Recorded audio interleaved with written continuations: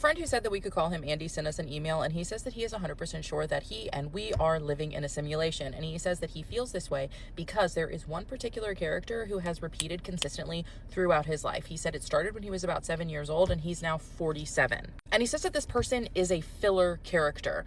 There's no backstory. There's no in-depth relationship that he is going to have with this person. It's an extra at the gas station. It's a cashier. It's a waitress. It's a bartender. It's just someone who you're never going to know on a personal, deep level.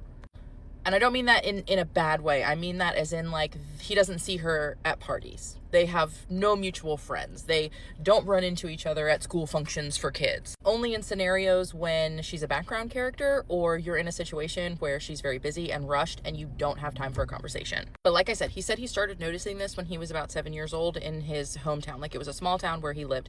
And he noticed that there was always this woman. She always had a foreign accent. He doesn't know if it's Russian, Ukrainian, or something like that, but it's always a foreign accent. She has cropped red hair. She's always dressed in black, even if she isn't, like, working in the situation that he sees her in. There's no, like, defining features even when it comes to her clothing. Andy told me that he lived in his hometown until he was 18 years old, and after high school he got out of there. Like, he was like, I'm leaving, I'm gonna go see the world. After that, he ends up joining the military. So he says he has been stationed all over the place, because he told me it wouldn't strike him as odd if he were to see this woman in the same place, in the same town, working like the same type of jobs or being a background person, if it was the same place. But he says he has lived from coast to coast and even on a remote island, and he has still encountered this woman. And he told me that what is even weirder about it is that she does not age. He's been seeing her for 40 years. She's the same age. He says that the last time that he encountered this woman was when he was Christmas shopping for his wife. It was actually at an Ulta store. And he goes in and he's checking out, and he realizes, like, he looks up at the girl working behind the counter and realizes it's her. There's no one else in line. So he realizes, all right, I can actually have a conversation with her, like, try to pull info out of her, like, see where she's from, try to learn about her life. So he tries to do this, and she glitches. He says that she just, like, glitches, like cannot answer the questions because it's just not that deep in there. And he said, no, it's not because she has an accent. She doesn't, speak English well. She speaks fine English. She just has a tiny, slight bit of an accent. Like, you can tell that she is not from here. When I was reading this email, what was really freaking me out is that I feel like I've seen her too. But whatever, that's besides the point. But he says that he believes that this woman is an NPC. She is a filler character for the simulation that he is specifically living in. And he doesn't know why he keeps seeing the same person who never ages, who sounds exactly the same, has the same haircut, is always in black, never has any logo on their clothing, like no distinguishing features, unless the makers just think that he's, like, really dumb and isn't going to notice. But he has. But he says that since he has tried to have that conversation with her during that time that they were checking out, he hasn't seen her since. So he doesn't know if that, like, set off a red flag to the matrix that we're living in, was like, oh, don't use this NPC because he's picking up on it. And he told me he's not trying to insult this woman by calling her a non-player character. He is not trying to be mean at all. He just doesn't understand how she doesn't age, how he has seen her in California. He has seen her in the Midwest. He has seen her in Maryland. He has seen her on a remote island in the Caribbean. He said 1 or 2 times he could chalk it up to being a coincidence. But at this point, he says it's just starting to freak him out. Email from someone that said, Project Looking Glass is real, and I know because my grandfather was involved. Now, listen, I did a poll and I asked people, do you want to hear the out there ones, the outlandish ones, the ones that even I am like, I want to believe you? And bitch, normally I do. Whatever, I did a poll and y'all said yes, so here they are. All of the conspiracy theories that are now actually just the reality that we live in, is it that unbelievable? No. As with all the emails that come in like this person does want to remain anonymous, so I'm just gonna call her Kim. Kim said that back in the 1970s, Project Looking Glass was an actual thing, and her grandfather was involved in this project. Now, basically, Project Looking Glass isn't time travel. It's using devices, technology, alien technology, exotic technology, whatever you want to call it, to view the future, but different outcomes based on human choice. So not a physical time-traveling machine that would take you somewhere, like physically transport you, but where you could get in something and view the future. All futures are different based on human choices. So you plug in the math or the questions, and then it spits out, this is what's going to happen. And then the person who is viewing it could be like, this is what's going to happen if humans make this choice or this one. Kim told me that this is not something that her grandfather talked about until he was much older. She says that it tracks because he was in the military. But as Kim's grandfather was nearing the end of his life and it was almost over, he just decided to spill the beans on the whole thing to her and their family. And what he told them was basically, it doesn't matter what humans choose. It'll just be an avenue, like a different avenue, to get to that actual ending that we already know is gonna happen no matter what the human race chooses. Which is why they stopped Project Looking Glass, because it wasn't giving them the answers that they wanted, and they realized that no matter what free will we as the human race choose, the outcome is going to be the same every time. Kim said that they end up asking her grandpa, like, okay, so what is the outcome anyways? And he was actually pretty vague about it and didn't give a really great description, but just said that he was never the one who was actually remote viewing what the future was going to hold or what was going to happen. He would just kind of analyze the information. From what he could pick up on in about 100 years from when they were doing the project, so that would be like 2070. By that point, everything is crumbled. The entire system has been dismantled. Power no longer lies with the people that hold it then or hold it now. Kim said that when her and her family heard this, they kind of looked at the grandpa and they were like, that sounds like scary and awful. They said he took a long pause and he was like, not really. So their family was like, wait. She says that her grandfather said something that will stick with her for the rest of her life. He said, you're viewing the crumble under the assumption that the people in power are good. But when any of this stuff was looked at, the probability, the factor, the driving thing was that the people in power are not actually good people. Shocker. Kim said that her grandpa looked at his kids and told them, I am so sorry, but your grandchildren are going to live in one of the hardest times in modern history. Everything that's happening in the dark will be brought to light one way or the other, and the system will crumble. Kim said that the good news is it does crumble. The bad news is we're the crumbles. We're the crumbleiers. She told me in her email that when her grandpa was saying all this stuff, she kind of thought that, unfortunately, it was just the ramblings of someone who was about to pass on. After he told them this, I think she said that he lived for another month and a half. She said this is just something that her family has talked about or tossed around at, holidays, and what a holiday gathering that is, but not something that they ever, spread publicly, and they still really don't want to because they don't want a target, which is fair. Kim says that she is watching everything that has happened since her grandfather told her that, and she says, I see it though. But that is Kim's story. Do with this information what you will. Think about this. Process it whichever way you will. Like I said, I did a poll. Everybody said that they wanted to hear these two, so here they are. And like I said, these are the ones where I'm like, I want to believe you. In my mind, I want to believe you, you know what I mean? But do with that what you will. Belief is your choice. It makes sense though. Anyways, I hope that everyone has a wonderful day. If you have a story that you want to send me, if you want to get it off your chest, there's an email in my bio. Please feel free. I will say you can send me a DM. I have about 3,000 right now. Working on those, so email would be best. But either way, thank you so much. Have a wonderful day, and don't forget to wear your sunscreen in the winter as well. And it's okay to blend your foundation all the way down your neck. This is your permission slip. It's okay. So, a fucking cat is on somebody's roof. Anyway, so I wanted to tell you a story that happened to me when I was 6 years old. I told my daughter the other day, and she was like, so me, my mom, and my brother went to go visit my abuelita.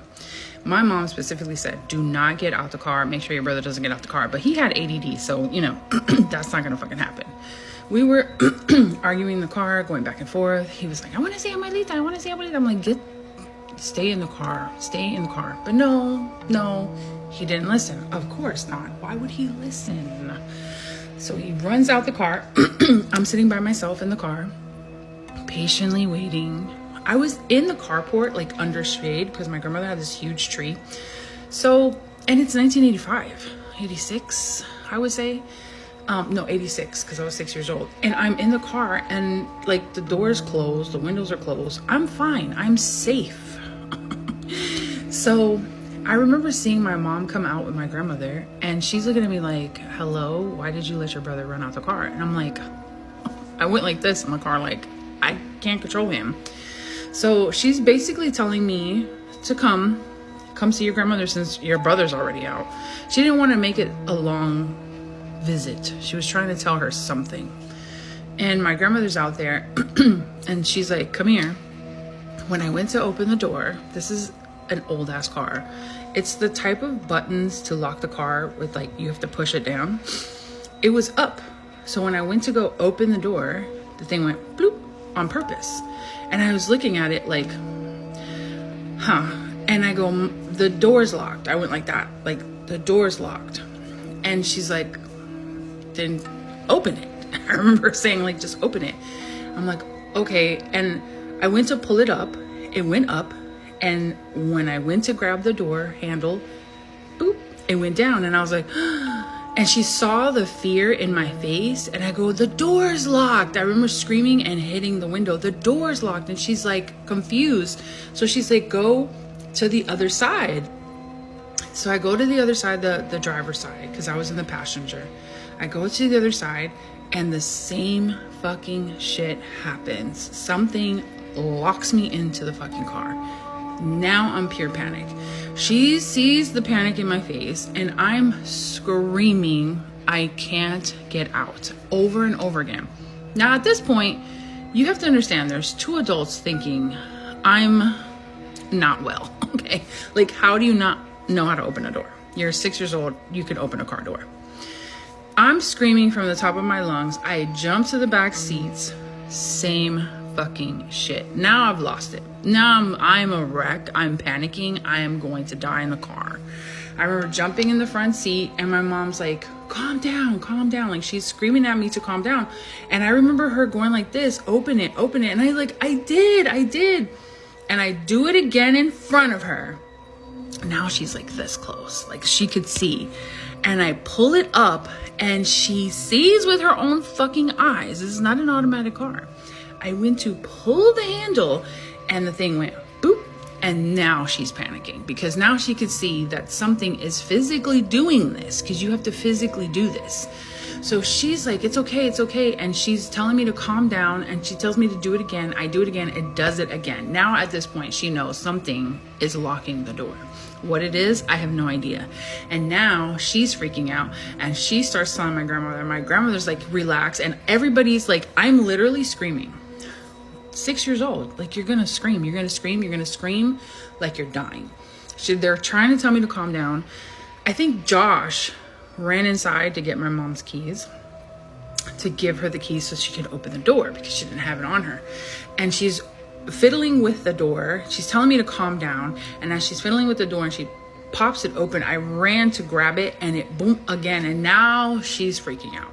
Now my grandmother's freaking out. Everybody's doing this prayer. Everybody's like, it was like so much chaos. So much fucking chaos. And I remember just closing my eyes and I'm like, please let me out. Please let me out. My mom does it again. And I think whatever this thing was, enjoyed the pure panic that I had. When they saw that I was like completely lost it and everybody lost it, and my mom finally did it the last time, that's when it let me get out the car. When she did it the last time, she rushed and pulled the door open and I ran into her arms. I was crying. I was hysterical. She was like, calm down. And I'm like, calm down. And she's like, it's going to be okay. My grandmother was like, what the fuck was that? Like, I just remember my grandmother praying in that very moment because she was a serious prayer. But I was completely panicked, completely fucking losing it. And then at that point, my mom was like, well, we'll just stay here for a little bit. But at that age, we were living in a very haunted house. So I'm assuming whatever the fuck did that had followed me from the house to fuck with me. This next story was sent in to me by a follower, and it's a pretty long story, so we're going to do it in two parts. This is the first part. It says, I was 16 when this all happened. We lived in the Arizona desert, back when we lived on the farm. Yet, I still wonder what the hell we experienced all those years ago. It started slowly, like most things out here in the quiet hum of the Arizona desert. You live out here long enough, you get used to the strange sounds, like the coyote evening chorus, the distant rumble of a passing train, the wind carrying dust devils across the mesa. We raised goats, grew some tough drought-resistant crops. The nearest town was a good hour's drive, which suited us just fine.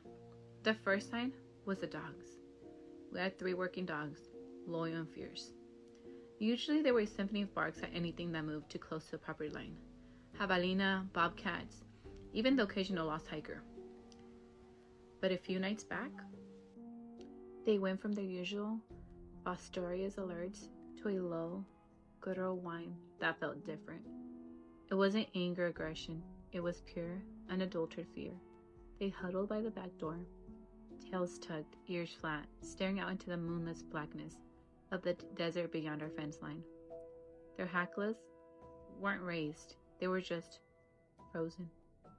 I've seen those dogs face down rattlesnakes and mountain lions without a flinch. This was different. "What is it, guys?" I murmured as my older brother and I went to check on the goats in their pens, checking to see if the fences were still intact. "Everything all right?" my brother asked, shining a flashlight from ahead of me, standing already at the fence. "Dogs are riled up," I said, simply looking around. "Could be coyotes.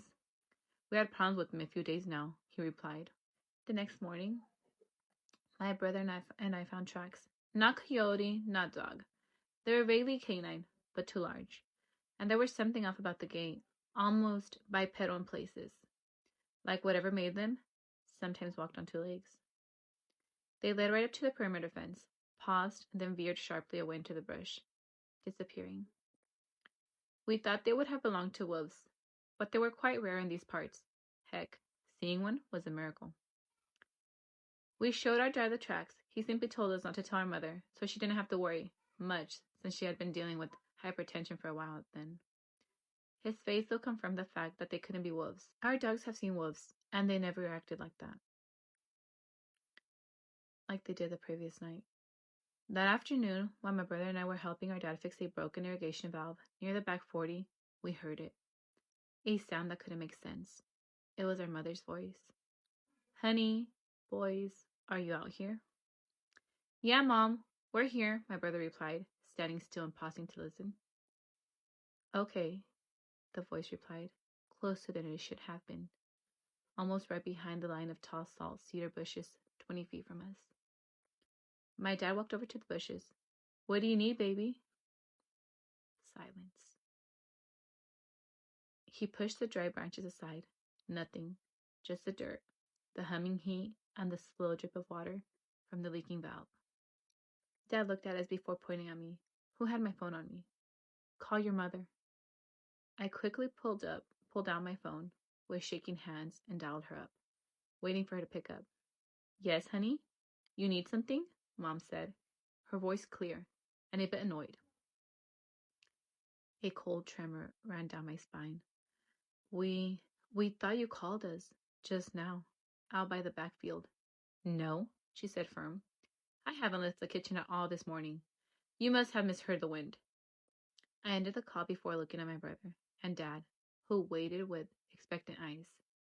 "She said she was in the kitchen all morning. Never left the house," I said with a shaky voice.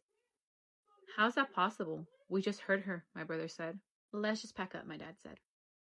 He looked calm, but I knew he was freaked out too. "Think we're done for the day." I tried to shake it off, blaming the heat, but I know my mom's voice, and the thing that terrified me was that the voice I heard, though an accurate mimicry, lacked the little familiar cracks and hums that usually characterize her voice when she's talking outdoors. It was too perfect, like a recording played back without static. As the days went on, a day came when one of the sturdiest yearling bucks, a black one named Samson, was missing. My brother and I volunteered to look for the buck, giving our dad the free time he needed to finish up the valve. Though he let us take his rifle as a precaution because he didn't want us too defenseless out there. We followed the paths that were grooved into the hard ground as rocks crunched beneath our boots. It was quite hot by 11 a.m. already. with the cicadas going crazy and the heat of the sun blazing down on us. After we trekked down the path for a good 30 minutes, I started to slow down at some point. I realized something was off. I couldn't see it, but I could feel eyes on us. I turned to look around, but there was nothing, just a silent breeze. Sifting through the bushes, even when the cicadas started to quiet down, which was unusual. "Keep up," my older brother said, way ahead of me. He was turned toward me, watching me as I sped up. "Sorry." We walked for a few more minutes before we started to hear the buzz of flies to our left of the trail. We stopped and listened. Okay, let me share a discernment story with y'all. Yeah, it's a discernment story. Yeah, pretty much. So me and my brother, we were still friends with our childhood friends and still are to this day, but we decided we were going to do the whole new friends thing and whatever. We went through this phase where, we were allowing new people into our lives. So my brother, it was this dude that he brought around. And immediately when I met him, I did not like this man. I did not like him. And so I remember, I never forget, my brother brought him over to my mom's house. And so when he brought him to my mama's house, I didn't even want him in there. I just stared at him. I stared at him and I didn't say a word. And I wasn't staring at him on purpose. I was just looking at him because I was just like, what is it about you that I don't like? Fast forward, I sit on the couch and he decides to sit right beside me. But when he sat down right beside me, his skin touched my skin and a surge of anger came through me. And I was just like, bro, like, don't touch me. You know what I'm saying? And I don't do stuff like that. But when his skin touched mine, I just was so angry. My mama looked at me and she was like, Jamara. And I was just like, I don't like him, mama. I don't like him. And he was like, it's cool. You ain't got to like me. And I was like, cool. Because I don't. So then fast forward, one day my brother called me like, hey, what you doing? And I was just like, oh, I'm just about to head over to Auntie Didi's house. He like, okay, I'm about to pull up over there too. And I was like, oh, okay. So I didn't know he was bringing oh boy. All right. So as soon as I got to Auntie Didi's house, we waiting for him to pull up. I see old boy when I look out the window, hopping out the passenger side. I run over to the door and I wouldn't let him in. Now, my Auntie Didi is real Southern. Okay. She believes in hospitality. Southern hospitality. And so when I wouldn't let this man in, it pissed her off real bad. And so my cousins K and D were there, my older cousins. And my cousin K came over to me. She said, Mara, move out the way. I was like, I don't want him in here. I do not want him in here. My auntie Didi came up to me and she's like, move right now. Y'all, I kid you not, as soon as that man's foot crossed the threshold, I felt sick and angry. So we're still at Auntie Didi's house and turn around and I try to make him again as uncomfortable as I possibly can so he can leave. But I'm also praying, that my brother is okay while he's with this man because there's a reason I'm feeling the way that I'm feeling. And so my brother, he heads out. He like, sis, I'll see you later, da da da da. And I'm like, cool. My brother leaves. I pray over him. That's it. So then fast forward, I remember me and my brother we met up to go somewhere. I can't remember where we went, but we met up to go somewhere, have some, sibling time. And so we talking, we updating each other on each other's lives. And I remember I was just like, you still friends, well, boy. And he like, man, I ain't really been hanging with him. He just been acting weird. He was just like, he started taking interest in this group of dudes who they just bad. They terrible. They be robbing people. They be stealing. He said, and I had to, pretty much stop hanging with him because of that. So I'm like, okay, I'm glad that you realized that he was not good company. So then fast forward, turn around and turns out he was hanging with this group of people who unalived a young man. Now, because of the parents' privacy, I'm not going to name who the young man is, but he was hanging with them so heavy after they unalived this young man, and they were arrested. I just looked one day at my mom when it happened, and my mom was just like, you was right. I was like, I was right. I was right. Boom, boom, it's story time. Boom, boom, paranormal Chicago activity. Wig, catchy. Recap. Got trapped in my mind space. Papa came and got me. Miss Evangeline unleashed Phoenix. Now, me, Phoenix, and Papa is searching after the last two flies. Phoenix came out whooping ass. biting motherfuckers in half, snapping off heads, spilling blood over altars, opening up altar portal. Look down into the tunnel. It's on some Harry Potter shit. I don't want to go looking for the Sorcerer's Stone, but apparently Phoenix got a direct message from Oshun, and Oshun told her, I asked, gotta go down there and find the last 2 flowers. So I asked us is going down there to find the last 2 flowers. We're caught up. Okay, so boom, we in this tunnel. But this tunnel looked like some shit that El Chapo built. I'm talking about straight up underneath the goddamn jail cell. And as I'm talking about that, let me tell you something. When I seen them pictures of El Chapo tunnel, the first thing that came to my mind was hobbits did. And now that I'm down here in this tunnel with Papa and Phoenix, I know that hobbits did this shit too. There are these archways that is giving support to the roof. But see, these archways aren't normal archways. What I see is a wooden arch that is surrounded by black obsidian arches. Apparently, I'm the only one who's seeing this shit. And it's other shit that I'm seeing too. Like, y'all know that scene on The Mummy when Imhotep, he pushed his face through the wall, but he didn't come all the way through. You just seen the sand imprint of his face. Yeah, that's what the fuck I'm seeing. Faces and hands pushing through the goddamn wall. Baby, I am tripping. I am Delulu, and I know it. And why am I Delulu? Because I'm exhausted. Y'all just sat up here and had a whole fucking war in my mind space. I got my inner demon on the outside, and I'm trying to keep her in check. I am spent, all energy depleted. The last little bit of energy I got is focused right here so I can stay trained on Phoenix. I can't read shit else around. I start thinking to myself, you just tired. You're just tired. You're just tired. You don't. But then there's a voice. There's a sweet, soft, angelic voice in the back of my head.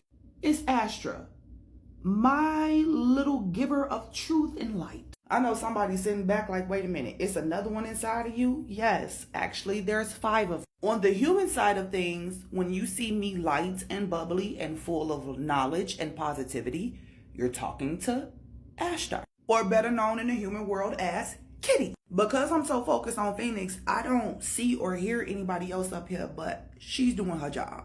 She's sending out readings. She already projected what's ahead of her. Again, I can't see shit because Phoenix big ass is leading the pack. She's 7'2", 7'3", and damn near army crawling down this tunnel because she big as fuck. Her wingspan is 15 feet long. Standing behind her, it looked like she had a long ass cathedral veil that was nothing but red and gold feathers. Because Ashtar is giving me a message, I stopped walking so I could focus on her.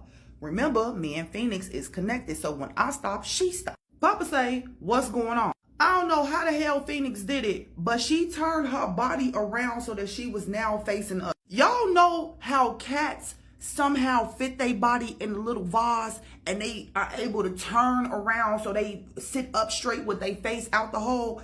Mind-boggling, yes? Okay, bird form. She fluffs up her feathers so that she's like literally barricading whatever is behind her or in front of her. Next thing you know, bombs start going off in this month. Ground rumbling, dust flowing, rocks flying every goddamn. Phoenix body is jerking. I know whatever the fuck they hitting her with is heavy and hard. Let me tell you something about my panic. Self-preservation is number 1, bitch. I'm gonna get myself out of any fucking jam. When I tell y'all I turned the fuck around and I haul ass down that hall, I love Papa and Phoenix dearly, but them bitches on their own, goddammit. They are supernaturals. I am a regular schmegular mortal. I'm not finna die. I got about maybe 100 yards away from them, okay? Maybe 100 yards away from them, and bitch, the damn tunnel start collapse. Not for real, I'm scared.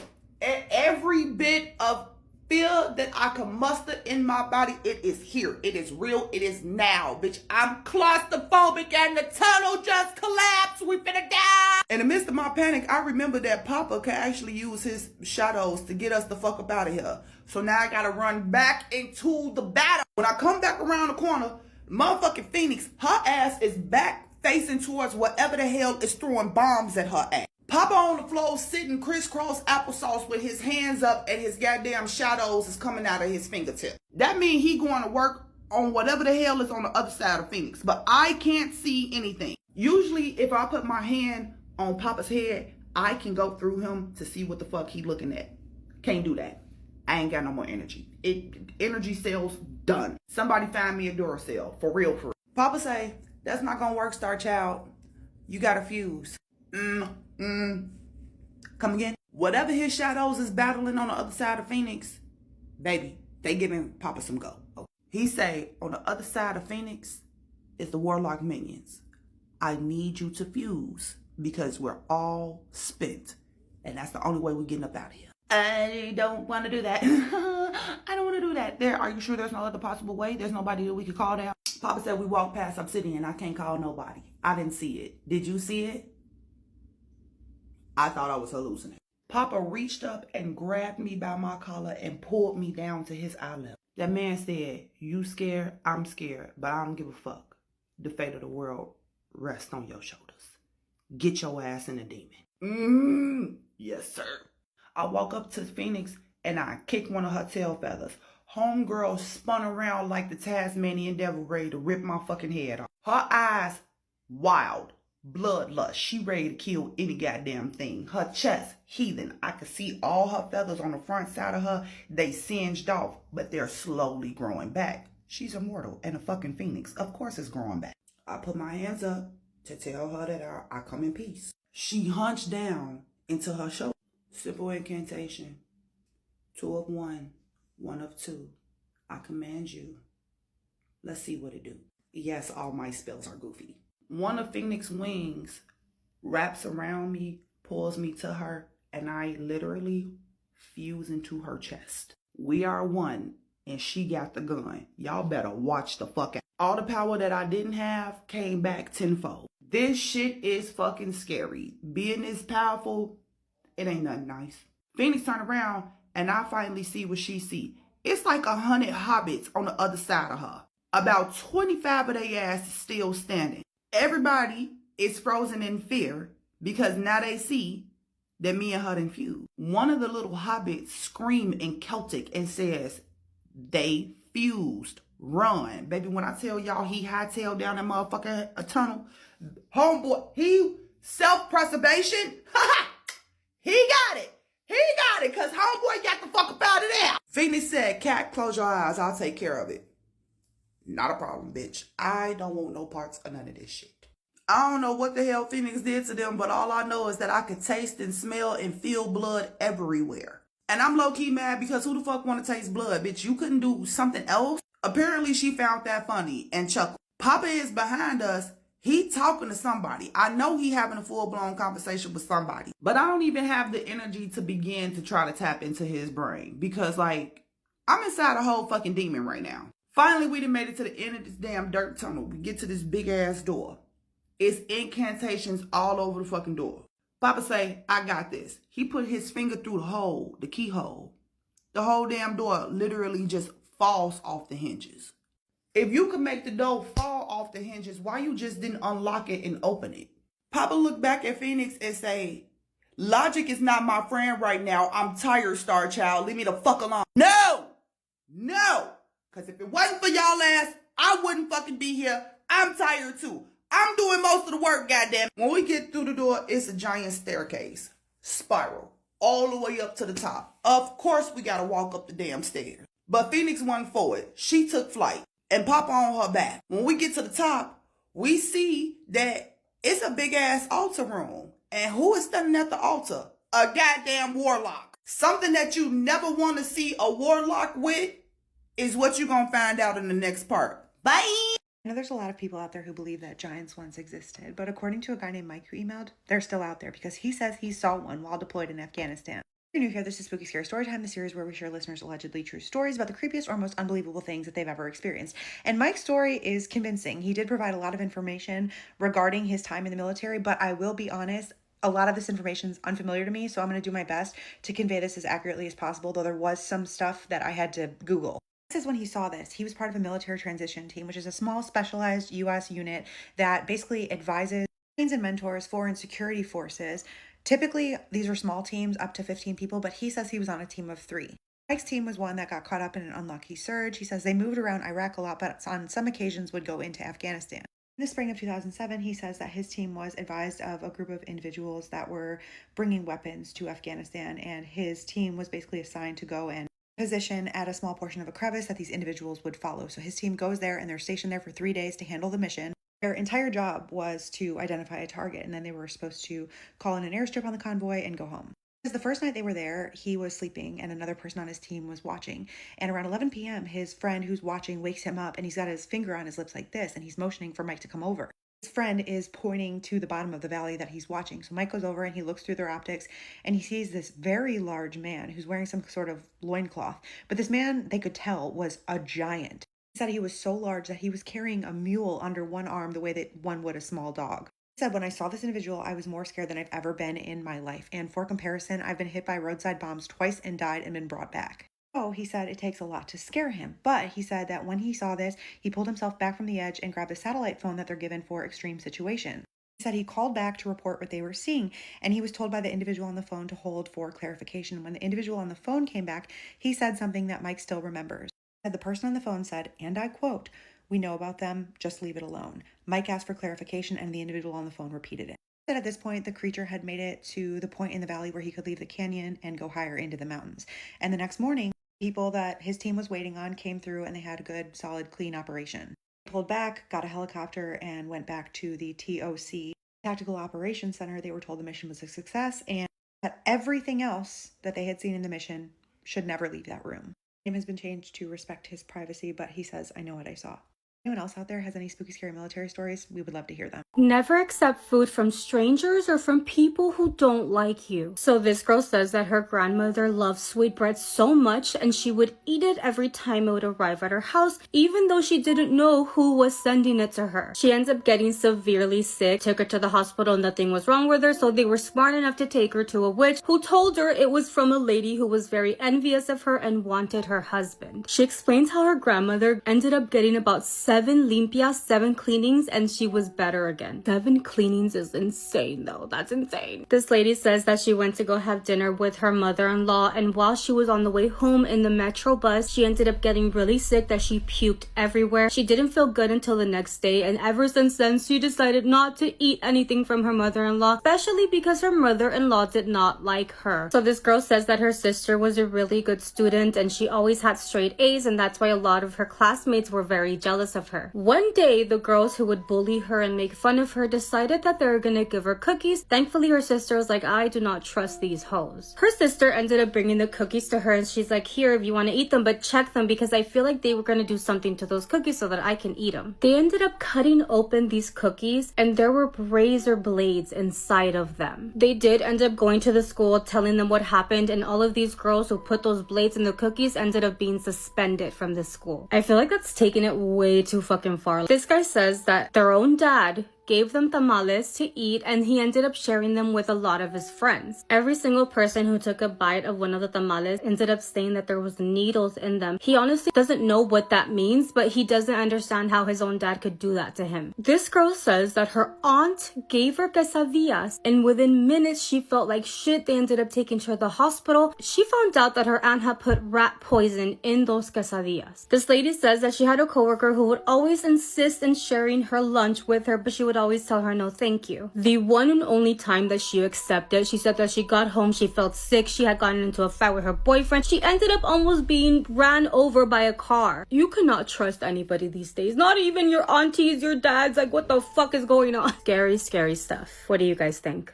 We listen, we don't get scared, and we don't judge.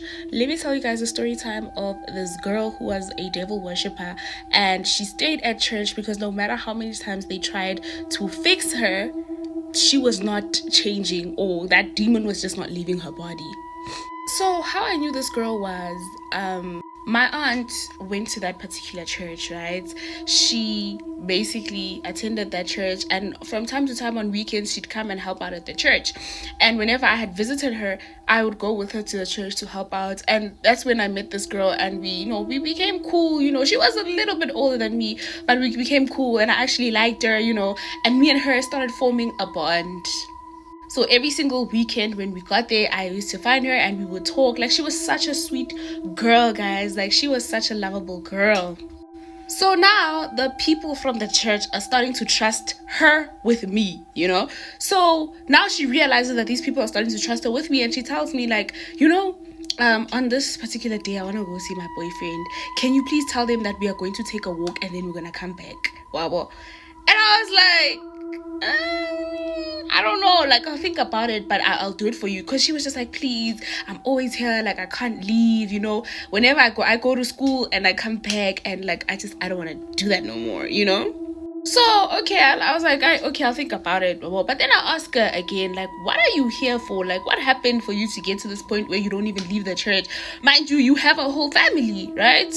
So she tells me that she had somebody that she had known, doesn't tell me who it is, and that person initiated her into witchcraft. That person basically initiated her into this devil worshipper stuff, and she started doing them. She said it started off as her being a witch, and she just believed in zodiac signs and all of that, and it just got worse from there. She doesn't know how, but she told me that, you know, she likes this entire setup because it helps her connect with a certain somebody.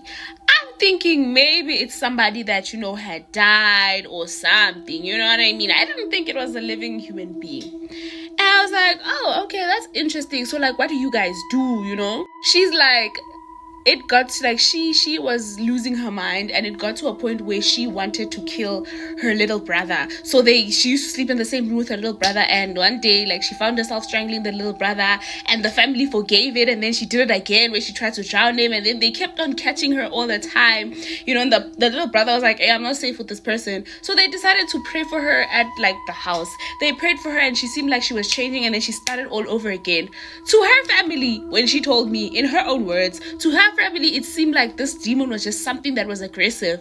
But she's the one that said every single time they'd pray the demons away, she would go back and do the ritual so that she can find herself back again in the system of what? Of demons. And I was like, And you know what the Bible says about demons? When you cast away one demon and you decide to do whatever sin that you were doing that made that demon stay within you, 7 more demons come back, and they come back stronger because they know, you know. So she did this, and she just knew she knew fully well. She was fully aware of what she was doing. Yeah, that's what I'm trying to say.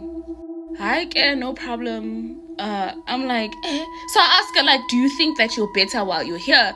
She's like, I mean, yeah, like, I'm in a church. There's no way, like, you're going to escape through a keyhole. I did not know what she meant by that. She was like, there's no way you're going to escape through a keyhole or go out of a window when you're at church. Like, whether you like it or not, these pastors wake up at 12 every day and they pray.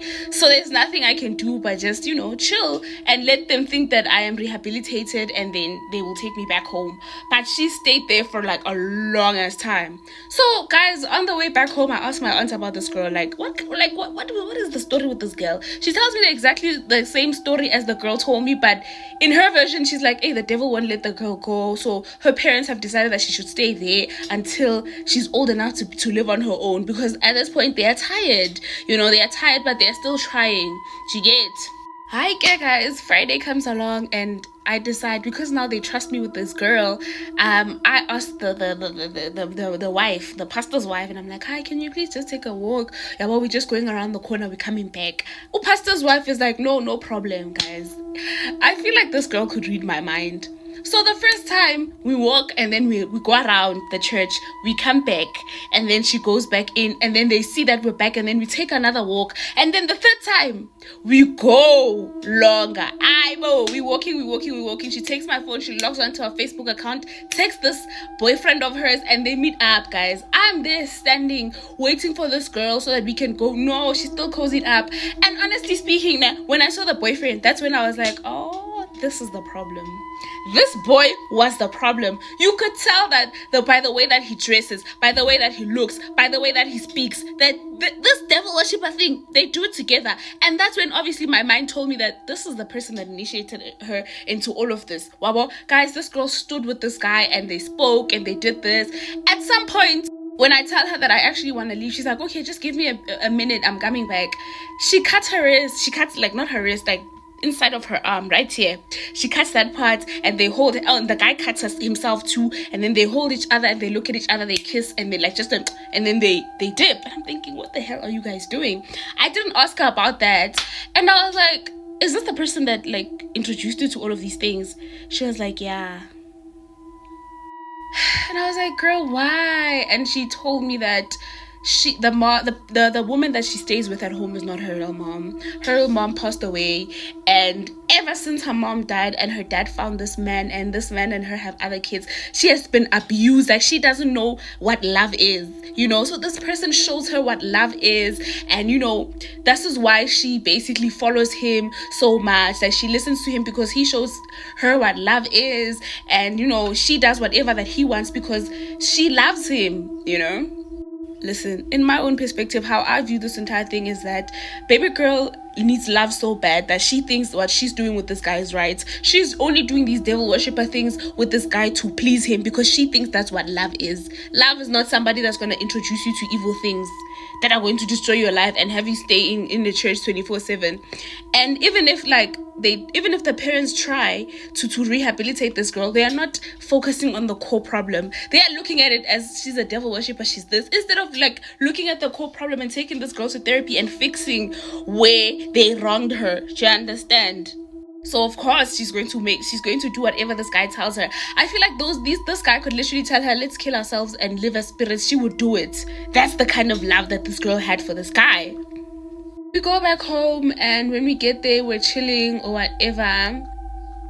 It's time for me to leave, and I found out that the next day that girl had disappeared, guys. Girl had disappeared, and the pastor, remember the pastor's wife asking me, like, what did me and homegirl do?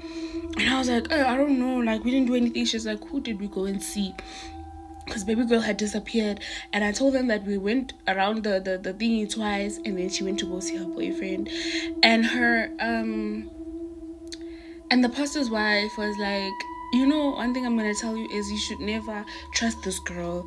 Anything that she tells you, you need to tell me, because she has a thing that reads our minds. Hey guys, I did not understand what she meant, but she said she had a thing that reads our minds, and she saw that you were obviously feeling sorry for her, and she took that sorry and she used it to her advantage. Now she's gone. And the pastor's wife was like, let's go and fetch her from her boyfriend's house. You're gonna see why we don't want her associating with this particular boyfriend.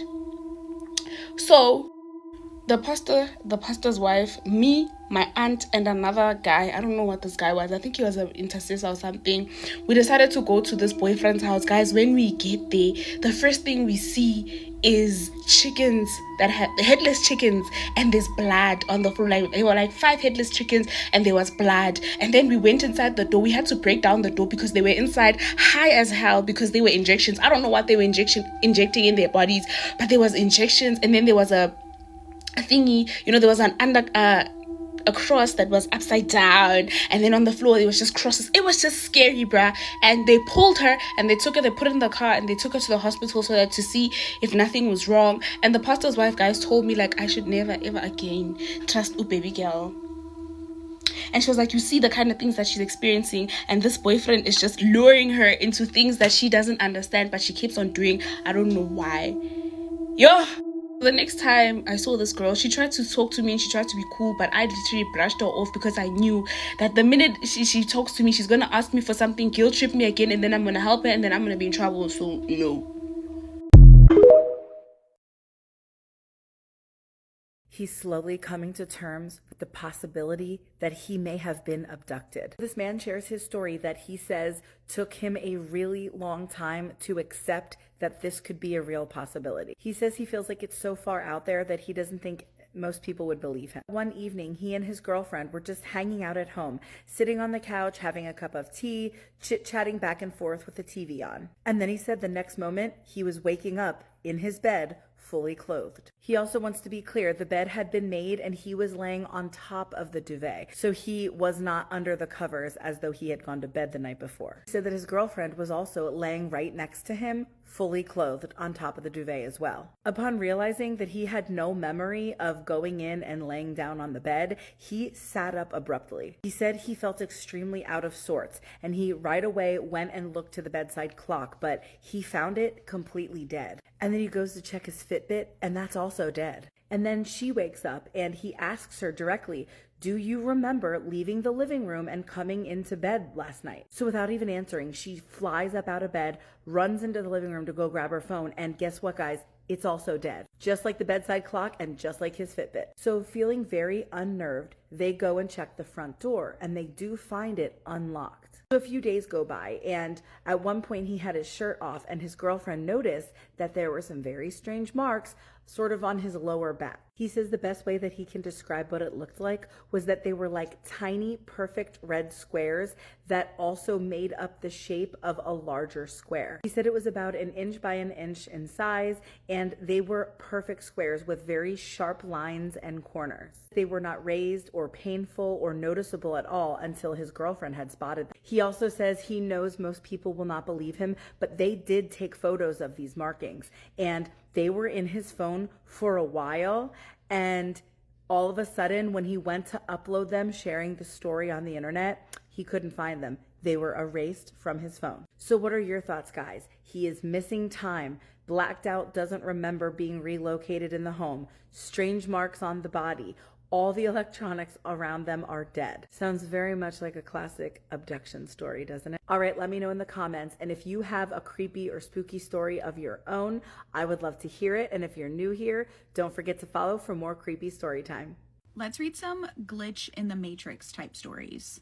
I just went to Reddit and typed in glitch in the Matrix creepy stories, and I came across this thread. What's the creepiest glitch in the Matrix or unexplainable thing that's ever happened to you? And these are some of the stories that I found. When I was about 9, I broke a dish and was sent up to my room. I went up and felt strange, like I was in an unfamiliar place. I don't know why. I got chills and very cautiously nudged the door open to look inside. My room was all different. There was different furniture. I felt an icy stab in my chest when I noticed the silhouette of a man against my brightly lit window. I managed to let out a "sorry" before bolting down the stairs, screaming for my parents. They went up and just shook their heads. Sure enough, the room was normal. I just forgot about this as I got older. Years later, our long-term neighbors sold their place, and the new family had just moved in. They had a daughter about my age, 17 at the time. I noticed her right away because she was gifted and didn't seem shy about it given her choice of attire. One day, I was upstairs in my room and noticed her in the backyard. I couldn't help but stare, especially because the downward angle gave me an even better peek. So I just stood there like a creepy teenager staring at this girl. Then I heard a tiny "sorry" behind me and the door shutting. This scared me to death until I remembered what happened when I was 9. I ran downstairs to my parents just as before. I asked them if they remembered the time I broke the dish and they sent me upstairs. I asked if they remembered when I said my room was different. They said I was always keen to make up bullshit stories to get out of trouble. But they did recall me saying that there was a man in my room looking out the window. Okay, that's crazy. He literally saw himself. That's creepy. When I was 25, I was driving home from the paint store and was waiting at the stoplight off the freeway exit ramp. While waiting, I heard brakes of a car screeching behind me. When I looked in my rearview mirror, I saw a car was about to hit my vehicle. The next thing I know, I am outside of my SUV, and I see the paint extension pole that I had just purchased went right through my skull. Blood and brains on the windshield. I remember just looking at the wreck. I wasn't scared. I wasn't feeling anything. Then the next thing I remember, I am sitting back inside of my car. Again, I hear the screeching brakes of a car behind me. Again, I look in the mirror, and the car looks like it will hit mine. But the car moves to the left and passes by mine without hitting it. It went through the red light and managed to avoid crashing into anything. When the car passed me on the left, I swear the person in the passenger seat was looking at me with a look of surprise or horror. In my mind, I imagined they remembered or saw what I had. I remember sitting at the light for a few seconds thinking, what just happened? It was such an odd thing to witness or make up in my head. I had never had anything like that happen before. Then the light turned green and I just drove myself home. It just so happened that this outing was the very first time I had ever left my baby. I just wanted to get home to her. There is a part of me that believes my body may have had a different soul, and my soul is a walk-in. The accident was for the previous soul to experience the death, and my soul came into the body to live the rest of the life in this body. From what I have been told, walk-ins do spend time with the previous soul so that they are familiar with the life, and the previous soul does stay for a while to assist with the new soul in the body. People who saw me after this did tell me how much I had changed. I had just got married and had a baby, so that changes a person too. But one odd thing was that my hair used to be dark, huge, and curly. Then after this, it started to straighten and turn gray. That is like some Final Destination stuff. I have actually never heard of like souls walking in and like taking place of another soul, but that's very interesting, and I'm wondering if that's ever happened to me. Anyway, let us know in the comments if you have ever experienced like a glitch in the Matrix type situation. Let's read another scary Reddit story. Let me preface this by saying I'm not claiming this was any particular phenomenon. I am telling you what happened exactly how it happened. No exaggeration or lying of any kind. 20 years ago, my older brother and I, 19 and 15 at the time, were working a landscaping job in northern Arizona.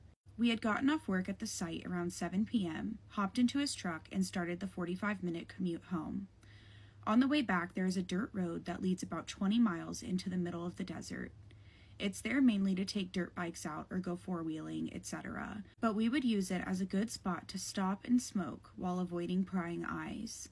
So we drive a few miles in and park in between these two hills that hide the truck and us pretty well. We've done this about 30 times up to that point though, never again after that night. We stop and I commence the ritual of breaking it up to roll. He was talking about something, but I wasn't really listening until I heard his voice change. "Did you hear that?" he asked. We both listened and I heard a strange high-pitched, tiny sound for a split second and then suddenly complete silence. The desert is actually a pretty loud place at night. I remember realizing that when the sound was gone. As we sat there for maybe 5 more seconds, my brother gasps, starts the truck, and floors it in rapid succession. We're flying out of the desert now, and I'm bouncing like a ball from his reckless driving. I'm asking him, "What the fuck, man?" as we go, but he says nothing. We hit the street, and the lights of a passing car show his face. He is pale and completely wide-eyed with his mouth open. I got scared at seeing so much fear from him and just sat there waiting for him to stop. He finally stopped at a McDonald's parking lot when we got back into town. He started crying. I just pat him on the shoulder and waited. After a few minutes, he asked me if I remember. "Remember what, man? We were in the desert for like 5 minutes before you went flying out like a crazy asshole." He looked at me and started sobbing. He said it had me and he couldn't do anything. He said it took me. At this point, I started putting some things together. It was quiet out, no cars. Looked at one of those billboard clocks and saw it was 11:11 p.m. My brother told me something had grabbed me through my closed passenger window. He had gone for his pistol when he suddenly froze and couldn't move because the thing told him that if he didn't stay right where he was at and wait, that I would die and he would be next. He said he felt it in his heart to be true. The thing that had me was very tall and thin with huge black eyes. He says he doesn't remember anything else about it, just tall and thin with huge black eyes. He sat frozen in absolute terror for hours while the thing disappeared with me into the desert. Then suddenly I appeared in the truck and he gunned it out of there. Over the years, I've talked to him about it twice. He hates to even mention it. He is ashamed, I think, and still very afraid of it. He changed after this, always seeming to be less energetic and a little withdrawn. I wish it wasn't like that. I wish I could help. I told him he is blameless and I thanked him for getting us out of there. That's all I could do. I had considered multiple times to get hypnotized to see if I could ever recover some memories like I've heard other people apparently have. But whenever I think about it, I remember the light flashing over his face and the sheer terror I had seen there. Better not to know, I think. That's one of the stories from my next podcast episode that comes out on Sunday. So make sure you're following me on Spotify because you do not want to miss this episode. For the sake of the story, let's call this guy Kevin. This story is actually from Rhode Island, New York. That one I didn't expect. Anyway, so growing up, Kevin didn't really know much. He's African American, so he didn't really know much about like black magic or voodoo. Like he'd hear about it, you know? But he knows just as much as the next person. But he always heard of psychics. Like psychics can tell you your future. Some of them can read your hand. Again, he knows basic stuff. So there was this girl that he was dating at the time that really wanted to go to a psychic. And not only did she really want to go, she really wanted him to come with her because he didn't really care that much. So he was like, yeah, I'll go with you, but I don't really want to participate. But she was just like, You have to do it with me. If you're gonna come with me, you have to do it with me. And it's like she don't want to go unless he goes and they do it together. After many times of her asking and insinuating, finally he agrees. He's not really thinking. I must say, Kevin has done very well for himself. He has his own trucking business. He makes good money. He's a businessman. Right, exactly. Anyway, so they decide, they pick a date. He goes, and off rip, when they get there and he parks the car, something tells him, like, don't do this. And she's like super excited about it, right? So as they're about to go inside, he basically tells her, like, hey, you go ahead. I'll just wait for you out here. I changed my mind. Like, I don't want to do it anymore. And the switch is actually would confirm to him that he shouldn't do this, because why do you want me to do this that bad? She went from being so excited to like instantly mad. And so he says to her, like, why do you want me to do this that bad? If you want to experience it, that's fine. Like, I'll experience it with you, but I don't have to take a part in it with you. Like, I'll watch you. She's like, no, we're a couple. We're supposed to do this together. And at that point, he wasn't buying it. Yeah, he didn't know about too much, but he also, his guts was telling him, like, nah, nah. And he stood his ground. He was like, actually, just by the way you're reacting, I'm really not going to go in there now. So you're either going to go in there, get it handled, I'll be here, I'll wait for you, or we can get in the car and we can leave. And y'all, she really got in the car and they left. She really didn't do it. So he was like, nah, something's not right. So that night, he decided to go through her phone. Y'all, come to find out, the lady that she was taking him to is actually her friend. And she dibbles and dabbles in witchcraft and stuff like that. He was supposed to come with her. The friend was supposed to perform some kind of ritual. And he was supposed to be tied to her forever, including his money. That's why she kept insisting on him being there. That's why y'all gotta be careful with these psychics and these places that y'all go to. Everybody is supposed to see your destiny, bro. Anyway, don't forget to tell me what you was eating in the comments. Thank you so much for the love on the song. Please keep showing me the love. I promise I'm not gonna forget about y'all when I blow up. Don't forget to grab your ebook to know how to protect yourself from, that crazy stuff, man. Okay, I love you. Bye. Let's read another true and scary story. So a little bit of backstory. I'm religious and Asian, Muslim and from Indonesia to be exact, and my religion plays a slight part in this story. This happened when I was in the 5th grade during a time when my friend group was really interested in creepy activities. One day, one of my friends suggested we play a paranormal game she found online. It was called the Four Corner Game, and I was honestly really hyped about it. I was so excited that we could actually play a paranormal game together at school because I genuinely wanted more creepy stories to share with people. If you don't know how the game works, players knock on the door and say their name based on the order they entered. For example, if you came in first, you would knock once and say your name once. The next person knocks twice and says their name twice, and so on. Then, players stand in each corner of the room. The lights are turned off, and after a countdown, everyone rotates clockwise to the next corner. The goal is to see if there's an unexpected extra presence or if someone seems to be missing. If an extra presence is felt, players are supposed to stop, turn on the lights, exit the room, and repeat the knocking process in the original order. My friend assured me that it was safe for people who were over Tilawati 1. Tilawati is a series of books we use to practice reading Arabic before eventually reading the Quran. There are different levels, 1, 2, 3, etc. until you graduate. At that time, I was in Tilawati 2. I was a slow learner, so I was a bit behind, but I still felt confident. I believed I would be safe from being possessed or harmed by anything we might summon. At first, we tried playing on the school balcony, but it didn't work because it was an open area. The game required an enclosed room. We couldn't use the classrooms either because there were desks and items blocking the corners. It had to be an empty room. Then it clicked. We could use the tiny ballroom. So after lunch, my friend group would gather there to play the game. At first, nothing happened. But then one day, something did. I have this friend, let's call her Olivia for privacy reasons. Olivia was Tafiz, meaning she had already memorized and could read the whole Quran fluently. All the people we sent into the room were at high Tilawati or Tafiz levels, so none of us were worried. When they were exiting the room, something unexpected happened. Olivia was the last one to leave. She knocked 4 times and muttered her name 4 times.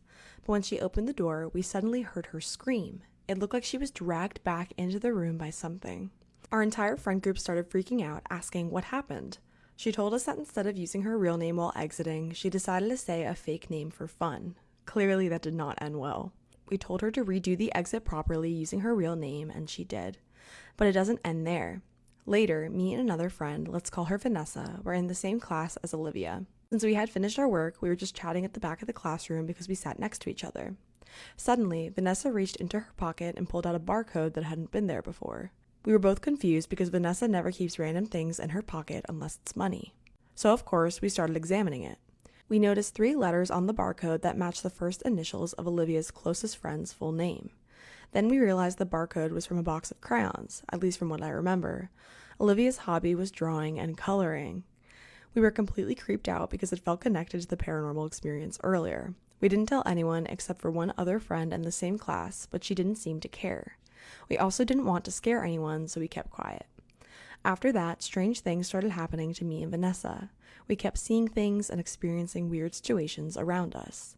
Eventually, it slowly stopped, and the strange tension that had been hanging over our friend group faded. To this day, I have no idea what we actually summoned. I think it might have been a jinn, but I'm not completely sure. It could have been something else. A jinn is a supernatural sentient being in Islamic theology and Arabic folklore. They are said to be beings created from smokeless fire that exist in an unseen or parallel realm and possess free will to choose between good or evil. I'd be curious to know if the sender of this email experienced only things within their school or also outside of the school following this experience, because I'd be curious to know whether or not this being lived in the school. Either way, super, super creepy, and if you guys have any stories you'd like me to read, please email them to me and I will get to them if I can, and I will see you in the next one.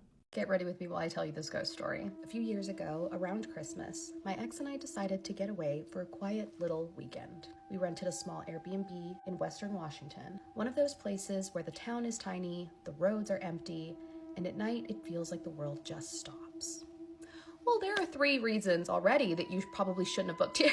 It was snowing when we arrived. Okay, all right, well, so y'all, sometimes you're asking for it, okay? Sometimes the entire situation just points to, hey, this is not gonna be a good night. Not a heavy storm, just that slow, steady snowfall that muffles everything, including your screams. Kind that makes you feel like you're inside a snow globe. We loved it, mostly because it almost never snows where we live. The place itself was small, a modest mobile home tucked away in a rural area. Surrounded by trees and open land, no nearby neighbors, no streetlights, just quiet. Okay. We spent the days exactly how you'd imagine, drinking Kahlua milkshakes, watching movies, wandering through a few touristy spots, enjoying the calm. It felt peaceful, safe, and almost cozy. Have you watched any scary movie ever in the entirety of your life? At any point? This is how it always starts. Sorry to tell you, this is how it always starts. It's always great in the beginning. But nighttime was different. Of course it was. Once the sun went down, it got dark. Not city dark, real dark. The kind where the silence is so complete, you start noticing every little sound. Sometimes we'd hear a deer crunching through the snow in the front yard, its footsteps slow and deliberate, way too close for comfort. That first night, when we finally went to bed, I noticed something else, a sound. It was faint at first, a soft rustling, coming from the direction of the small closet in the master bedroom. Absolutely not. We need to run. We need to run right now. Whether it's a ghost or whether it's rodents, we need to get out. It was just enough to keep me from falling asleep. I told myself it was nothing. The place was old. It was winter. There was wildlife everywhere. Squirrels, mice, something probably crawled under the house to stay warm. Logical, boring, explainable. Still, the sound kept coming back, on and off, scratching, shifting, like something moving around where it shouldn't be. I'm a light sleeper, and the bed wasn't particularly comfortable, so every little noise pulled me halfway back into consciousness. Eventually, sometime close to dawn, exhaustion won out, and I drifted off. And then I woke up. I didn't wake up gently. I didn't wake up slowly. I woke up because I couldn't breathe. Yeah, that'll get you up. There was a sudden firm pressure on the front of my throat. It felt deliberate and focused, not like a dreamlike sensation, not that fuzzy panic you get from a nightmare. This felt real. Get out! I started coughing, choking, clawing at my neck as my body reacted before my mind could catch up. And then, just as suddenly as it started, the pressure vanished. I hate this. I hate this so much. The pressure vanished. Gone. I immediately yelled at my ex, fully convinced that his arm must have somehow fallen across my throat while he slept. It didn't make sense, but in the moment I needed some sort of explanation. He turned around, confused and half asleep, and just said, "Huh?" And that's when my stomach dropped. That's when your stomach dropped? At this moment? Not when you were being choked and there was things in the closet and you were hearing creepy sounds? My stomach dropped because he had been sleeping with his back to me. There was no way he could have been touching my throat. The rest of the morning passed in an uneasy haze. I didn't say much at first. I tried to rationalize it. Sleep paralysis, maybe stress, a weird half dream.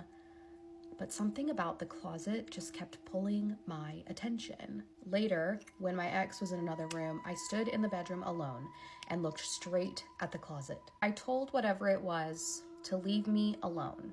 I didn't ask. I didn't negotiate. I made it clear that it was not welcome. That night, I heard more rustling, softer this time, almost hesitant. But nothing touched me again. I was shaken by what happened. Anyone would be. But I've had enough experiences with things like this that I've learned to take them in stride when I can. Nothing followed me after we left. No lingering presence, no nightmares, and no repeat encounters. So, in the grand list of strange and unsettling experiences that I've had, this one was small, but it was still terrifying. Have you ever had the feeling like some place was calling you to come there? Like some location was connecting with you and you felt like something wanted you to be there? Now, there was this man named Kyle. Kyle said when he was younger, he grew up on the East Coast. He had never been out west. But for some reason, he always felt like he needed to visit the Pacific Northwest. And he said just all the time in his mind, all he could think about was the Pacific Northwest. And he felt like something was calling him there. He said more specifically, he remembered one day just this name popped in his head. The Pinoy Gifford National Forest. And he said he looked it up and it was just beautiful. And he knew that he had to go there. So eventually, as he got older, he decides to book this trip. He flies out to Portland, rents a car, and he drives out to the forest. And he finds this camping spot in a dispersed camping area, and he sets up his campsite. Well, he said as it started to get dark, he began to get a very uneasy feeling. And it felt like he should maybe leave. But he said, it was late, he was in the middle of nowhere, and he felt like he had to commit to it. So, as he's sitting around the fire, he said he began to hear what sounded like two people having a conversation out in the middle of the woods. He said it kept sounding like it was coming closer and closer, and so he thought there was someone else out in the forest. But said, just then, he sees something break through the tree line. And it's this wolf-like dog-looking animal. He said just stood there for a few seconds, watched him, and then it went back into the woods. So at this moment, he was kind of creeped out. And he thought, maybe I can find refuge inside my tent. So he goes in his tent, and he zips up in his sleeping bag, and he starts to doze off. But then all of a sudden, he hears his name being called. And he said, they kept repetitively saying his name over and over again. And then it started to tell him to come out of the tent and into the woods. He said the voice sounded so familiar, but he just couldn't pinpoint who it was. So he figures, I can either stay in this tent and whatever's out there will eventually get me, or I can go out of the tent and at least try and fight. So he unzips the tent and he goes outside. And he said that's when he sees this same dog, wolf-like creature standing on the edge of the woodline. He said, except had the body of a dog or a wolf, but the face of a man, and it was staring at him. So he takes off running through the woods, and he eventually makes it back to his car. And when he gets in and he drives off, he starts thinking about that voice that was calling him. He said, wait a second, that sounds like my great-grandfather's voice, who I met when I was younger. that was his exact voice that I recall being a young boy playing at his house and him calling my name. You can't make this stuff up. Might have known the story of real-life boogeyman. Superstition Mountains is this very creepy place, and a lot of strange stuff happens there. In fact, the Apaches who first were on this land, they believed there was a gateway to the underworld. And the European settlers who came to this area gave it the name, the Superstition Mountains, because so many weird things would happen here. Now, this particular story happened in 2009. There was this guy, and he said, at the time he was living in Phoenix, him and his friend, they were really big into like legends and lore. So they go online and they look up, legends and lore in Arizona. They come across the Superstition Mountains. So they decided they would go spend the night there and go on like a little hiking trip. So they set off and they get there to the spot where there's this 8-mile trail, and it's like a loop. When they get there, he said it was about like 5 o'clock at night. And he said they kind of were like, is this really a good idea? Should we be going hiking this late at night? Ultimately, they decided to continue. So they get out of their vehicles, they grab their backpacks, and they start hiking as fast as they can to find like a campsite. And they said, it got completely dark to the point where they could only see like just a little bit in front of them where their headlamps were illuminating. So they find this little cleared out area, and they said, okay, let's set up camp here. So they get their tents and everything set up, and they start making food. When all of a sudden, they see a rock fly into their campsite, and it's about the size of a baseball. And they're like, where did that come from? Like, did that fall off like one of the cliffs or something, or one of the mountains? Like, how in the world did this rock like get thrown over here? And they're like, it probably just like fell down off a mountain or something. So as they're sitting around this campfire, they started to hear like these weird sounds coming from around the campsite. And they begin to see all of these lights appear outside of the camp. And they said it looked like other people, with flashlights. So they're like, hey, who is it? Like, we're here camping. Like, who are you? And then they said the lights just went out and it got completely quiet. And they said they started to hear like cricket sounds, and it got louder and louder and louder. And then all of a sudden they hear this scream. So they panic and they just take off running, and they start running back down this trail, trying to get back to their vehicle. Well, the one guy, as he's running, he missteps and falls down like this hill, and he kind of comes into this ravine, and he like has scraped up his leg. And so like he's laying there in the ravine, and he starts hearing his friend like yelling his name, like, where are you? Where'd you go? Like, are you okay? And he said that's when he hears his voice, but it wasn't him, responding to his friend saying, I'm all right. I'm up ahead. Like, come forward and like you'll find me. And he yells out like, no, don't go. Like, don't go that direction. Like, don't go that direction. I'm down here in this hill. And his friend's kind of like, what is going on? Like, where are you? And he's like, I'm down in the hill. So he shines his light down in, this ravine where he's at, and he can see his friend down there. So he gets him out of the ravine, and they continue to run down this trail as fast as they can. They get back in their car, and they drive out of this, mountainous area. They get back to Phoenix, and when they get out of the vehicle, they said they looked at the outside of the car, and there were all of these handprints, like in the dust or the dirt on the side of the vehicle. And he said he would never go back to the Superstition Mountains again. On the night of August 25th, 2011, a 23-year-old woman named Risa Demura, along with her husband, Hiroki Demura, were sitting on their couch in their apartment in Kanazawa City, Japan, watching TV. And as they sat there, they both found themselves laughing hysterically at the screen. They were watching their favorite show. It was this hidden camera comedy prank show, and this was like the highlight of their day, sitting here together on the couch and just laughing their heads off. Risa and Hiroki had been married for just 4 months, and so they were still very much living in that newlywed bliss period, where they basically spent every second they could together. When Hiroki wasn't working, the two of them would go out to eat, they would go to the movies together, or take trips to the beach, since Kanazawa City was right on the coast. And whenever they were out, they were always talking about how lucky they felt, that they had found each other, and that they were married, and that the rest of their lives were going to look like this. Like, how lucky were they? Risa and Hiroki had actually met when they were young kids in middle school, but Hiroki was very shy and really didn't speak to Risa at all at the time. But then later, as adults after college, they ran into each other, and Hiroki, he told Risa the truth, that he actually had always loved her, and he still did. And Risa really had been shocked by this because she had always felt a type of way about him, but it really didn't seem like he was interested in her. So this was like this amazing revelation. But more than that, it was also just incredibly romantic to her, like a classic Hollywood love story. And so when he had confessed his love to her, she had pretty much immediately said, oh my gosh, let's go on a date. This is awesome. Let's do it. And from there, it had just been a whirlwind. They had just fallen completely in love, and then within the year, they had gotten married.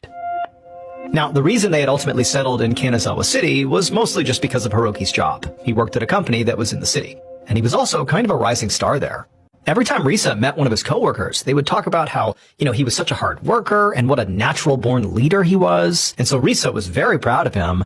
But more than that, she felt inspired by Hiroki. And so she found herself wanting to find a really fulfilling job herself. And so she was on the hunt for, her career. But for right now, Risa was very much still in the sort of identifying what she wanted to do phase. And it was because she was just kind of always going from one interest to another because she just had this huge, insatiable curiosity and loved trying new things, which made it hard to choose just one thing to do with her life. But Hiroki was incredibly supportive of this. I mean, he treated Risa like she was royalty, and he always said that whatever she wanted to do was completely fine by him as long as she was happy. But for right now, as Risa sat on the couch next to Hiroki watching this funny show, she found her mind wandering away from the show and away from her ongoing job search to Hiroki's birthday. It was coming up, and she just felt like there was a lot of pressure on her to do something really special for him. Mostly because Hiroki always did something really thoughtful and really incredible for her. Like, he really celebrated her really well. And she didn't want to kind of underwhelm him. And this was also going to be the first time one of them was having a birthday now that they were officially married. So Risa really wanted to go all out and plan something really great that Hiroki would never forget. But as Risa sat on the couch next to her husband trying to come up with the perfect birthday celebration idea, she just kept drawing a blank. It's like the only thing she could think of that really she and her husband shared was they both were very romantic people. And so this would have to be romantic in some way, but how, she didn't know. And in many ways, she and her husband were very different in how they showed affection or how they showed romance. Hiroki was still a very quiet and reserved person, so his displays of affection to his wife were reserved and private. But Risa, on the other hand, was massively extroverted, full of energy, and so her displays of affection were sort of over the top and big and boisterous. And so Risa is just really struggling, trying to think, like, how can I do this? And it was like all of a sudden she has this epiphany, and she sees in her mind's eye the perfect way to celebrate his birthday. She didn't even know what inspired it, but it came to her. She would take her husband out on a very romantic beach walk. But then at the end of the beach walk, there would be this surprise, over-the-top fireworks display. It was exactly what she needed. It was romantic and crazy, just like her. 2 days later, on Saturday afternoon, Risa, along with 6 of her friends, were at Osaki Beach, which is the beach where the big birthday was going to take place. And the birthday was going to be that night. But now that Risa had planned out the big party, she had done that the day before while Hiroki was at work. Now, on the day of, she actually had some physical setup to do. Because this was not just going to be a walk on the beach, there was also going to be fireworks. And so she needed her friends for that.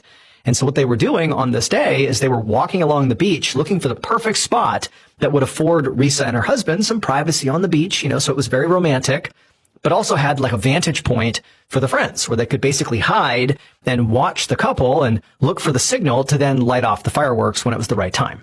And so Risa and her friends, they're walking along the beach, and then they see it. There's this kind of private, sort of secluded section of the beach that had this row of shrubbery kind of lining the backside of it that would be a perfect spot for the friends to hide. And then also down on the beach, it'd be nice and private and peaceful. And they thought that was the best spot to have this big party.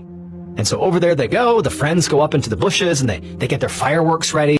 And then Risa, she went down to the sand section of the beach, and she kind of prepped the area where she and Hiroki would be. And then ultimately she laid out this blue sheet. And then once that was in place, she walked back up to her friends, and they said, okay, we're ready to go. And so Risa told her friends her plan was to be there that night at 10 p.m. with her husband, and that the friends should actually get there a little bit earlier to be all set up. And they agreed, and then they all left.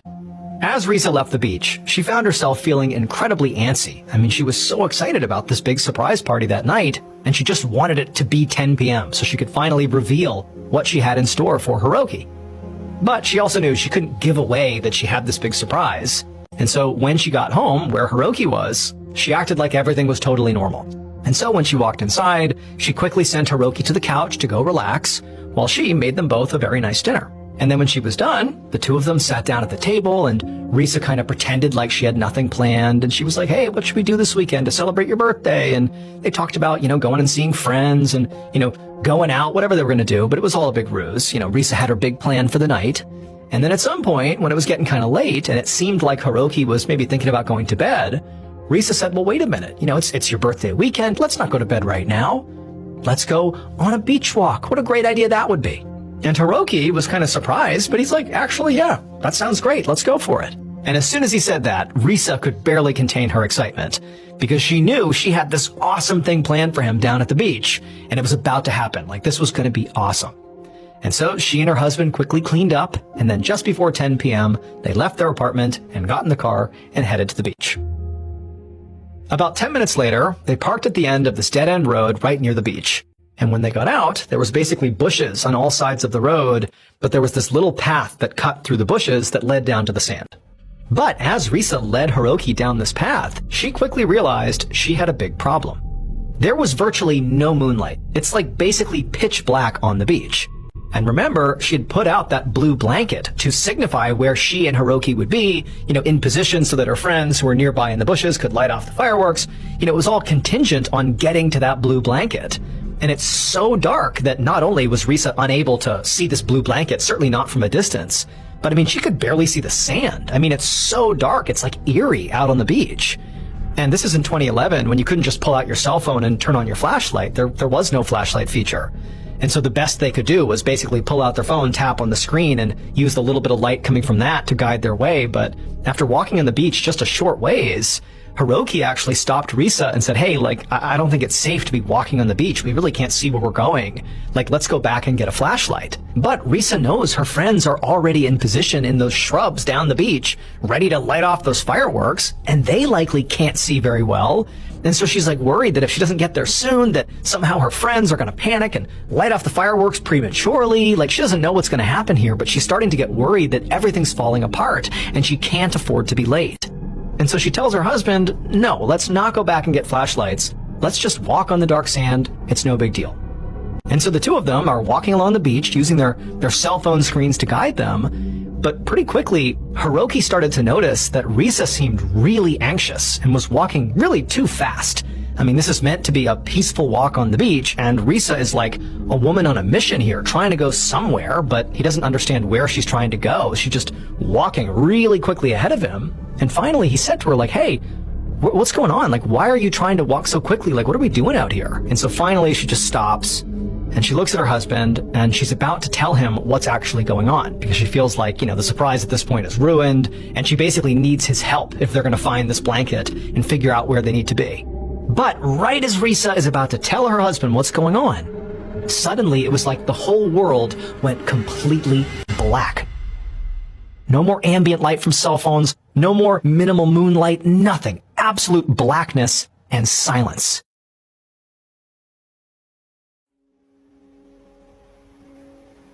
At the same time, Risa's friends were actually not that far away up in the bushes. But much like Risa and Hiroki, they had also been dealing with the issue that they basically couldn't see anything. It was so dark. And so they got in position, but they basically couldn't even see the sand.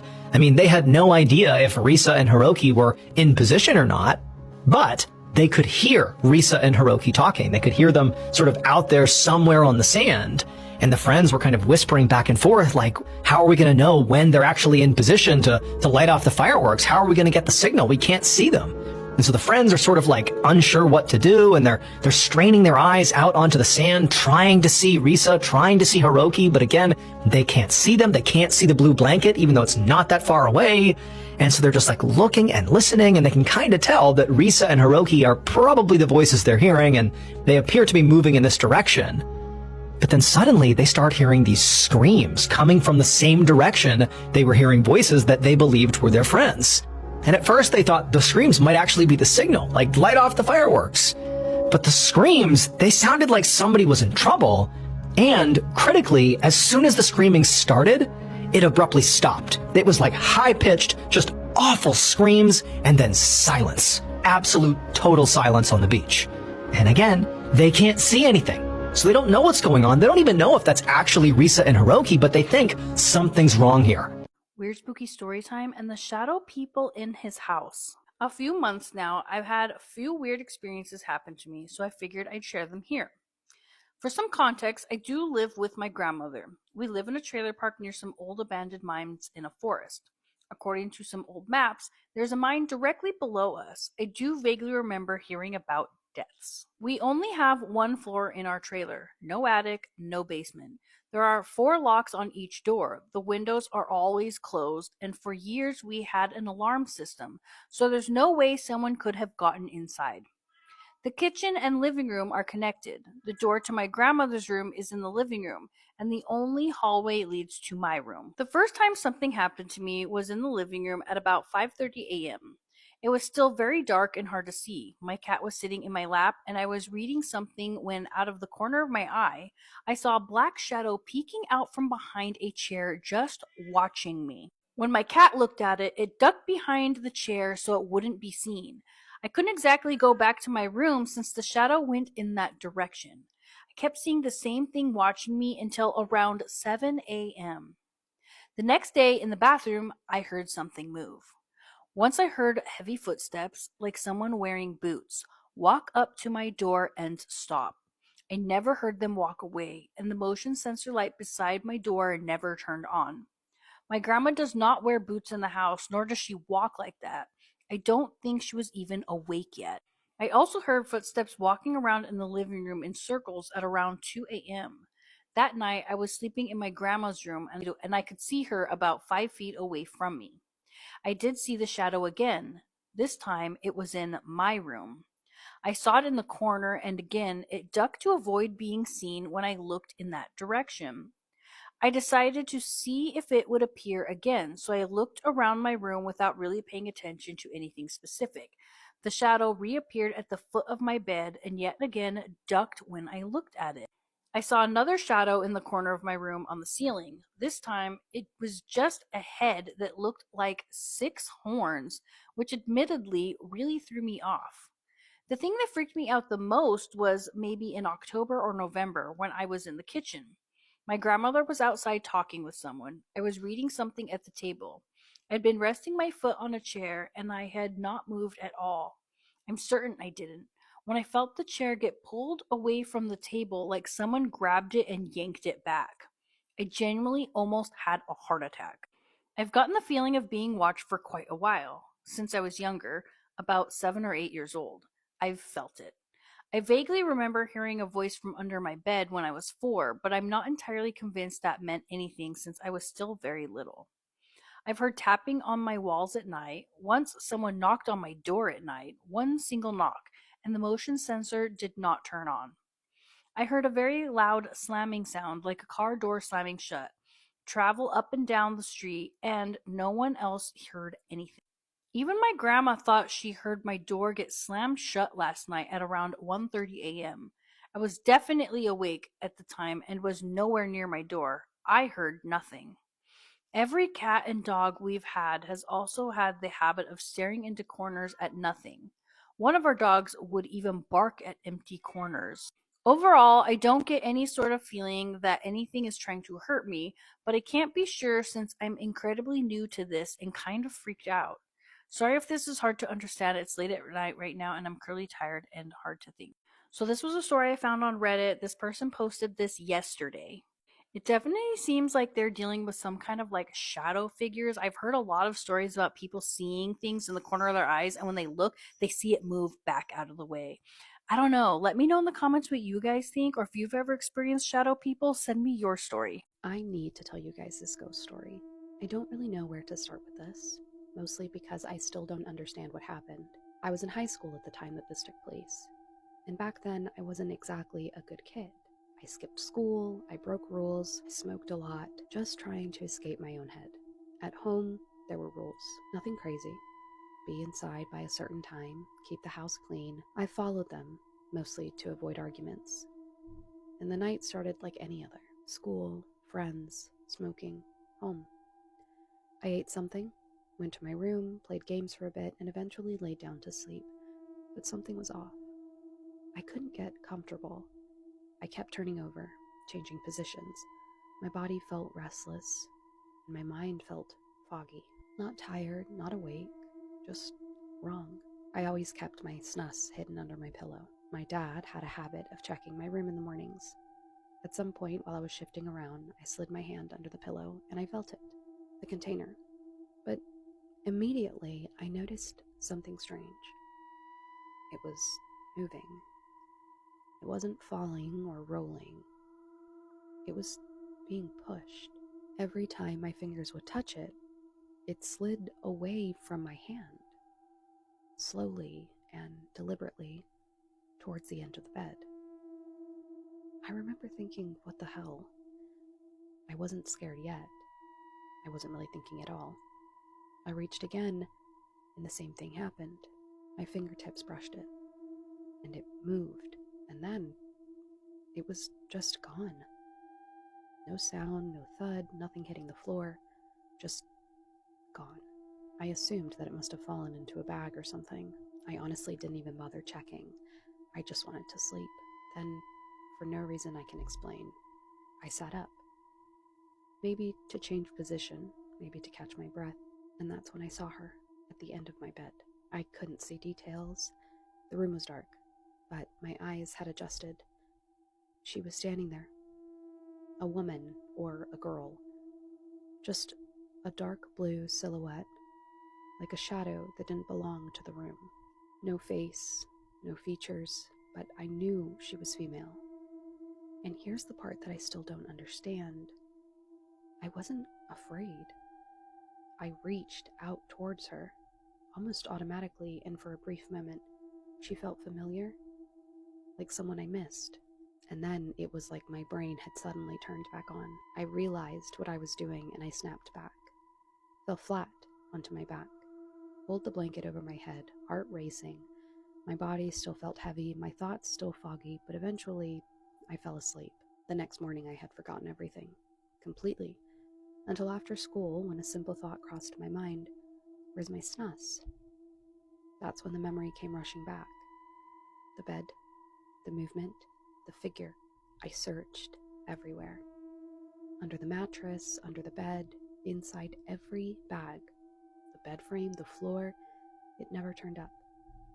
To this day, I don't know what I saw, and I don't know what moved that container. And what bothers me most is that I don't know why the one thing that disappeared was the one thing I was hiding.